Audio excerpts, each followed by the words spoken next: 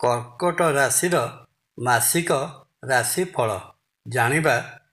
2025 ମସିହା ଜୁନ୍ ମାସ ପାଇଁ କର୍କଟ ରାଶିଜାତ ବ୍ୟକ୍ତି କ'ଣ ସବୁ ଜ୍ୟୋତିଷୀୟ ଫଳ ପ୍ରାପ୍ତ କରିବାର ସମ୍ଭାବନା ରହିଅଛି? ଗ୍ରହମାନଙ୍କର ଅବସ୍ଥିତିରୁ ଜଣାଯାଏ, ଚଳିତ ଜୁନ୍ ମାସରେ କର୍କଟ ରାଶିର ଦ୍ୱିତୀୟ ଧନଭାବର ଅଧିପତି ସୂର୍ଯ୍ୟ ମାସର ପ୍ରଥମାର୍ଦ୍ଧରେ ଏକାଦଶ ଆୟଭାବରେ ବୁଧ ମହାଗ୍ରହଙ୍କ ସହିତ ରହି ବୁଧାଦିତ୍ୟ ଯୋଗ ସୃଷ୍ଟି କରୁଥିବାରୁ ଏହି ସମୟରେ କର୍କଟ ରାଶିର ଆୟ ଅତି ଉତ୍ତମ ରହିବ।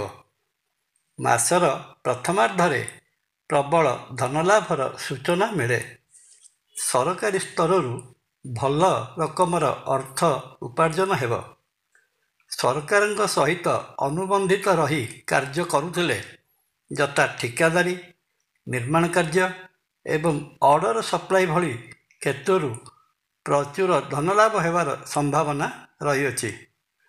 ପୂର୍ବରୁ ଏହିସବୁ କ୍ଷେତ୍ରରେ ଅଟକି ରହିଥିବା କାର୍ଯ୍ୟ ଓ ତତ୍ଜନିତ ବିଲ୍ ଏହି ସମୟରେ ଶେଷ ହୋଇ ବାକିଆ ପାଉଣା ମଧ୍ୟ ମିଳିଯିବ। ଜୁନ୍ ମାସର ଦ୍ୱିତୀୟାର୍ଦ୍ଧରେ ସୂର୍ଯ୍ୟ ଦ୍ୱାଦଶ ସ୍ଥାନରେ ବୃହସ୍ପତି ମହାଗ୍ରହଙ୍କ ସହିତ ଅବସ୍ଥାନ କଲେ ଖର୍ଚ୍ଚର ପରିମାଣ ବୃଦ୍ଧି ପାଇବ।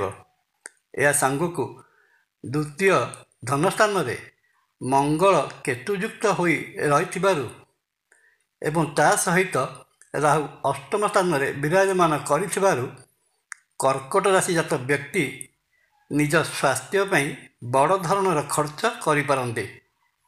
ଦ୍ୱାଦଶ ସ୍ଥାନରେ ଅବସ୍ଥିତ ରବି ଓ ବୃହସ୍ପତି ଭ୍ରମଣ ସହିତ ତୀର୍ଥାଟନ କରାଇବାରେ ମଧ୍ୟ ଧନ ଖର୍ଚ୍ଚ କରିବାର ବହୁତ ସମ୍ଭାବନା ରହିଛି। ଏତଦ୍‌ବ୍ୟତୀତ ପରିବାର ମଧ୍ୟରେ ମାଙ୍ଗଳିକ କାର୍ଯ୍ୟ ଅନୁଷ୍ଠିତ ହେବାକୁ ଥିବାରୁ ସେଥିରେ ମଧ୍ୟ ବଡ଼ ଧରଣର ଖର୍ଚ୍ଚାନ୍ତ ଯୋଗର ସମ୍ଭାବନା ରହିଅଛି। କର୍କଟ ରାଶିର କ୍ୟାରିୟର ବା କର୍ମକ୍ଷେତ୍ର ଜୁନ୍ ମାସରେ ଅନୁକୂଳ ରହିବାର ସୂଚନା ପ୍ରଦାନ କରୁଛି। ଜୁନ୍ ମାସ ପ୍ରାୟ ଶେଷ ପର୍ଯ୍ୟନ୍ତ କର୍କଟ ରାଶିର ଦଶମ ସ୍ଥାନ ମେଷ ରାଶିରେ ରହିଥିବା ଶୁକ୍ର ମହାଗ୍ରହ କର୍କଟ ରାଶିଜାତ ବ୍ୟକ୍ତିଙ୍କୁ ଆରାମଦାୟକ ସ୍ଥିତିରେ ରଖିବ। କର୍ମକ୍ଷେତ୍ରରେ ଆପଣଙ୍କ ସ୍ଥିତି ଦୃଢ଼ରୁ ସୁଦୃଢ଼ତର ହେବ। କର୍ମକ୍ଷେତ୍ରର ଅଧିପତି ମଙ୍ଗଳ ମହାଗ୍ରହ ମାସର ପ୍ରଥମ ସପ୍ତାହ ପରେ ଦ୍ୱିତୀୟ ଧନସ୍ଥାନରେ ଅବସ୍ଥାନ କଲେ ବାଣିଜ୍ୟ ବ୍ୟବସାୟ କ୍ଷେତ୍ରରୁ ଭଲ ରକମର ଧନ ପ୍ରଦାନ କରିବେ। ଘର, ଜମିବାଡ଼ି କିଣାବିକା ବା ରିଏଲ୍ ଇଷ୍ଟେଟ୍ ବ୍ୟବସାୟ ସହିତ ସମ୍ପର୍କିତ ଥିଲେ ଏହିସବୁ କ୍ଷେତ୍ରରୁ ପ୍ରବଳ ଧନାଗମର ସୂଚନା ମିଳେ। ଚାକିରି କରୁଥିଲେ ମାସର ପ୍ରଥମ ସପ୍ତାହ ପରେ ପ୍ରମୋସନର ଆଶା କରାଯାଇପାରେ। ପ୍ରାଇଭେଟ୍ ହେଉ ଅଥବା ସରକାରୀ କ୍ଷେତ୍ର ହେଉ, ଚାକିରି କରୁଥିଲେ ଟିମ୍ ଲିଡର ହେବାର ବା ନେତୃତ୍ୱ ନେବାର ସୁଯୋଗ ମିଳିବାର ସମ୍ଭାବନା। ଜୁନ୍ ମାସରେ କର୍କଟ ରାଶିଜାତ ବ୍ୟକ୍ତିଙ୍କର ଲଭ୍ ଲାଇଫ୍ ବିଷୟରେ ଜାଣିବାକୁ ଗଲେ ଜଣାଯାଏ, ମାସର ପ୍ରଥମ ସପ୍ତାହ ଏ କ୍ଷେତ୍ରରେ ଅନୁକୂଳ ଫଳ ପ୍ରଦାନ କରୁଥିବା ବେଳେ 7 ତାରିଖ ପରଠାରୁ ପ୍ରେମିକ ପ୍ରେମିକା ପରସ୍ପର କଥା କଟାକଟିରୁ ମନ ଫଟାଫଟି ପର୍ଯ୍ୟନ୍ତ କଥା ଯାଇପାରେ। କର୍କଟ ରାଶିର ପଞ୍ଚମ ସ୍ଥାନର ଅଧିପତି ମଙ୍ଗଳ ଦ୍ୱିତୀୟ ସିଂହ ରାଶିରେ କେତୁଯୁକ୍ତ ହୋଇ ଅଙ୍ଗାରକ ଯୋଗ ଭଳି ଗ୍ରହଣ ଯୋଗ ସୃଷ୍ଟି କରୁଥିବାରୁ ପ୍ରେମ କ୍ଷେତ୍ରରେ ଗ୍ରହଣ ଲାଗିଲା ଭଳି ଅବସ୍ଥା ସୃଷ୍ଟି ହେବ। ପାରିବାରିକ କଟକଣା ଓ ପାଟିତୁଣ୍ଡ ଭିତରେ କର୍କଟ ରାଶିଜାତ ବ୍ୟକ୍ତି ମ୍ରିୟମାଣ ରହିବେ। ନିଜ ବାଣୀ ଉପରେ ଅଙ୍କୁଶ ଲଗାଇବା ଦରକାର। ଜୁନ୍ ମାସରେ ମଙ୍ଗଳଙ୍କ ଦୃଷ୍ଟି ଦାମ୍ପତ୍ୟ ସ୍ଥାନ ଓ ଦାମ୍ପତ୍ୟ ସ୍ଥାନର ଅଧିକାରୀ ଶନି ମହାଗ୍ରହଙ୍କ ଉପରେ ପଡ଼ୁଥିବାରୁ ଅପର ପକ୍ଷର ସ୍ୱାସ୍ଥ୍ୟହାନି ଘଟିବାର ଆଶଙ୍କା ରହିଛି। ତା ସାଙ୍ଗକୁ ଦାମ୍ପତ୍ୟ କଳହ ଘଟି ଦମ୍ପତିଙ୍କ ମଧ୍ୟରେ ବିଚାର ବିଭ୍ରାଟ ମଧ୍ୟ ଘଟିପାରେ।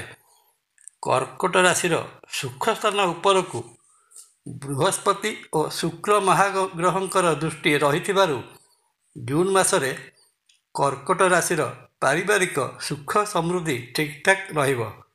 ଘରକୁ ବନ୍ଧୁବାନ୍ଧବଙ୍କ ଯିବା ଆସିବା ଲାଗି ରହିବ। ନୂତନ ବନ୍ଧୁ କର୍କଟ ରାଶି ସହିତ ଯୋଡ଼ି ହୋଇପାରନ୍ତି।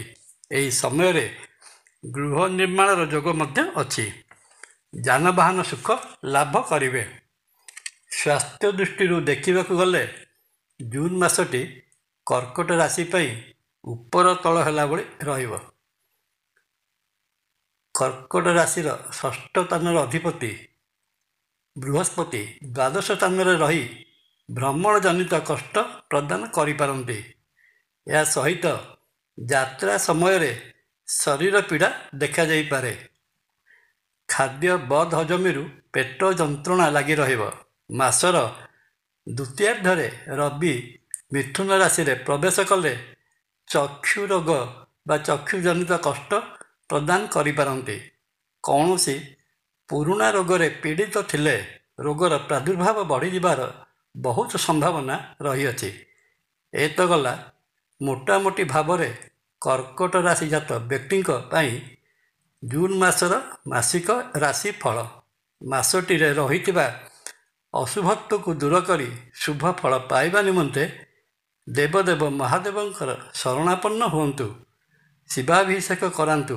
ପରିଶେଷରେ ଶ୍ରୀକ୍ଷେତ୍ର ପୁରୀରେ ବିରାଜିତ ମହାବିଷ୍ଣୁ ଶ୍ରୀ ଜଗନ୍ନାଥ ମହାପ୍ରଭୁଙ୍କୁ ଦର୍ଶନ କଲେ ରହିଥିବା ସମସ୍ତ ଦୋଷ ଖଣ୍ଡନ ହୋଇ ମନବାଞ୍ଛିତ ଫଳ ପ୍ରାପ୍ତ ହୋଇଥାଏ।